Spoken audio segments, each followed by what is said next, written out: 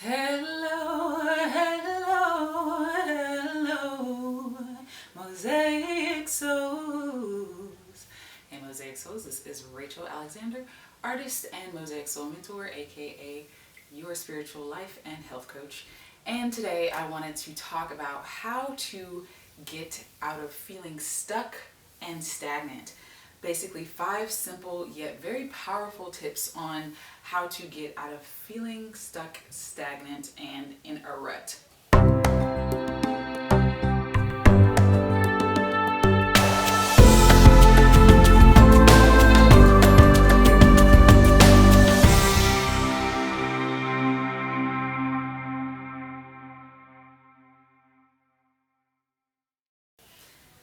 So if you've been feeling stuck, if you've been feeling stagnant, if you're feeling lackluster and all that good stuff, let's talk about this, right?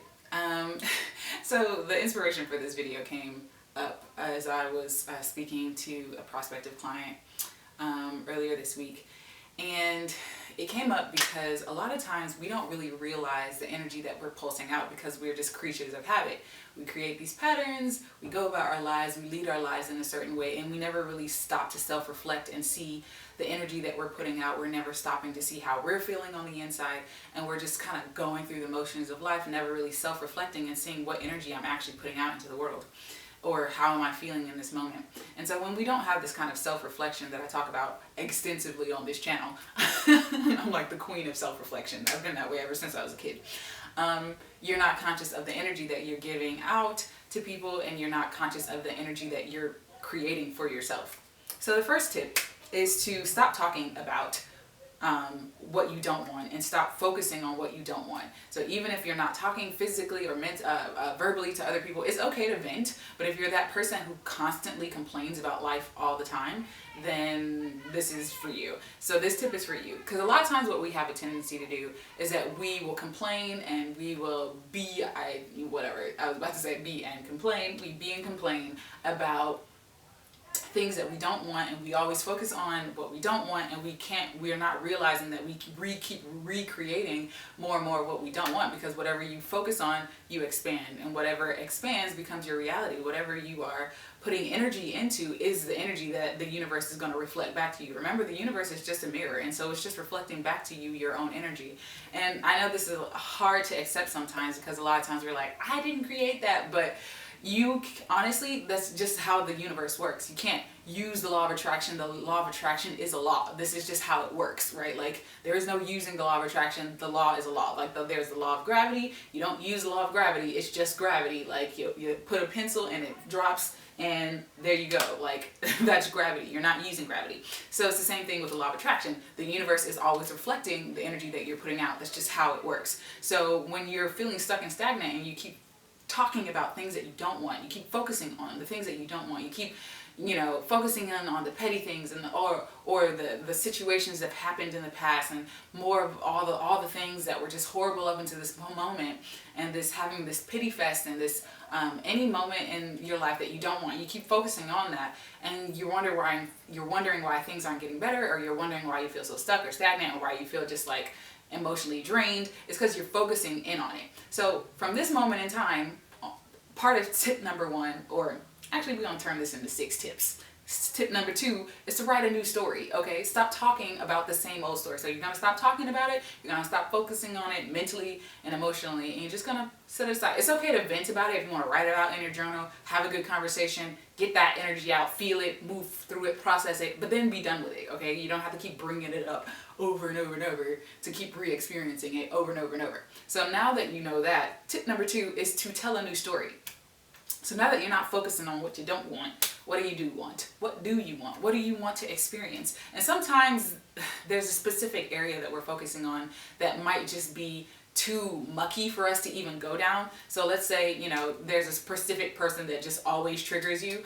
You can't even think about that person without feeling some type of bad emotion, or not bad emotion, feeling some type of way. There's no bad, right or wrong emotion, but feeling some unwanted emotion around it. So instead of even thinking about that person, shift to a completely different thing. Think about kittens if they make you happy. Think about flowers or sunlight, or think about that last time you had a really great time going out dancing. Think about things that bring you joy. joy. And then once you've shifted a little bit out of that muckiness or that stuck or stagnant feeling, then start focusing on telling a new story. Tell a new story of what you do want versus what you don't want.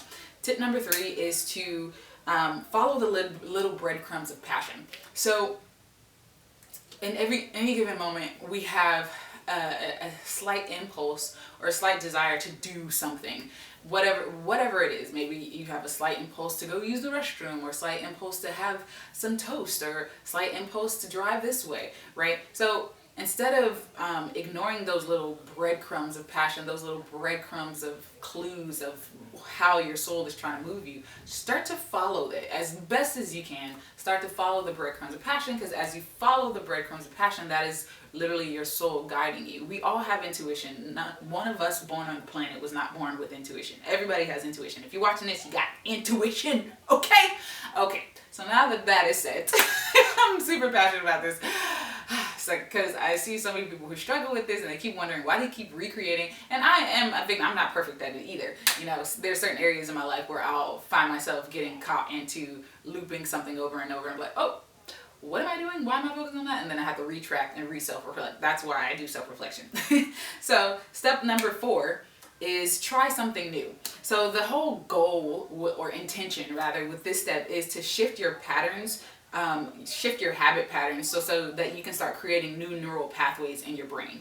When we are stuck and stagnant, usually it's because we've been doing something the same old way in the same manner, the same time, all the time. We're stuck in these habit patterns, whether they're habitual patterns of ways of thinking or they're actual habitual ways of doing and being in the world.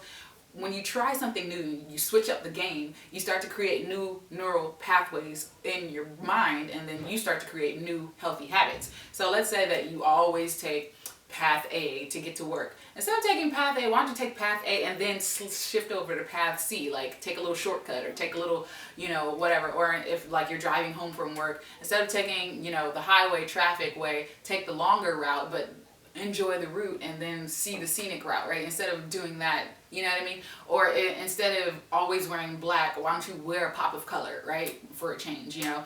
Instead of like always wearing makeup all the time, why don't you not put on makeup for a day and see how that feels? Like try something new just to switch up your patterns, your habit patterns, and then just, you know, you don't have to keep at it. Like the whole point is to just kind of like shift your energy so that you can start shifting your thinking. And once you start shifting your thinking, then you can start creating new habit patterns, and it goes back to the first 4 steps that I already talked about. Step number 5 is to move your body.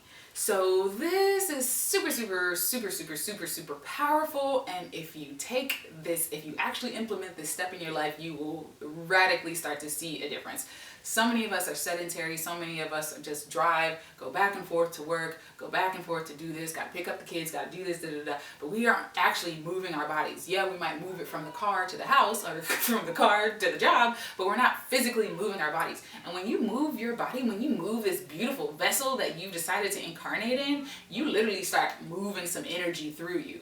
And I've been doing this a lot. I've pretty much been doing this my entire life, but I've definitely been getting a lot more into it, just dancing and having fun more. So when you start to move your body, like you loosen up energy, that's been stuck in your body in different ways. So whether you want to take a dance class or you want to go work out, take a HIIT exercise or do some yoga, whatever your jam is, move your body. If you want to go biking, walking, hiking, whatever it is, find whatever your flow is and start doing it. Even if it's once a week, and then start slowly increasing it. You'll find that when you take that time to just physically move your body, just even stretching and just doing this feels good. And try it with me. Just stretch your arms. That feels good. Try to stretch your neck, roll your head around. Doesn't that just feel better? You don't feel so stuck and stagnant when you start moving. Stuck and stagnant energy is inertia, right? When you move, you're moving that inertia and you're getting the energy to flow, right? So that's tip number 5. Tip number 6 is to eat healthier. You hear me talk about this all the time, and because this is a Wellness Wednesday video, this is just a classic tip. When you eat healthier, your brain functions better, and when your brain functions better, you can think clearer, you can have more clarity of thought, clarity of emotion, clarity of mind. People don't really realize or understand the food-mood connection. When you eat certain foods, they do affect your mood. It's just you can't do one without the other. There is no cause without a reaction. That's just laws of science, right? Like there's, without an action, there's always an opposite and equal reaction. Or I'm totally butchering that statement, but you get what I'm saying. So when you eat certain foods, it's going to cause a certain mood. So try to eat more fruits and vegetables. You know, one of the things I always coach my clients into doing is to, you know, start your day with a smoothie. I've been doing smoothies for over 10 years and I literally still have some left because I had a smoothie this morning. And so try to drink, start with just having a daily smoothie. If it's not for breakfast, then having it for a mid-afternoon snack or something. Just having some fruit around you, fruit and vegetables, is going to really start to help move that energy as well.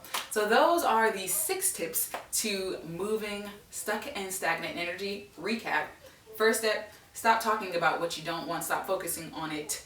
Step number 2, tell a new story. Step number 3, follow the little breadcrumbs of passion. Step number 4, try something new. Start shifting your neural pathways. Tip number 5, move your body. And tip number 6, eat healthier. So that is today's Wellness Wednesday. I wanted to come at you. I'm hot, I'm live, I'm feeling the juice. So I wanted to turn on the camera. You know how I do. I'm just kidding. So if this is something that resonates with you, feel free to book a breakthrough session with me at divineearthschool.com/call. If you're looking for help to actually implement these steps in your life, to get some accountability, to get some support, and to really have the tools be implemented in your life so that you're not alone at this. There's nothing wrong with having a coach or having someone there alongside you to help you make these habit patterns last, so that you can then make this your new modus operandi. And as you make this your new modus operandi, you start operating in the world that feels better to you. So if that is something that you're looking forward to, feel free to book a breakthrough session with me at divineearthschool.com/call. I look forward to chatting with you guys soon. And remember to always flow with what feels good and let go of what doesn't, because you are divine. And you are a divine being, and your soul knows exactly what you came here to explore, experience, and expand into. So have a wonderful day, and I will talk to you guys later.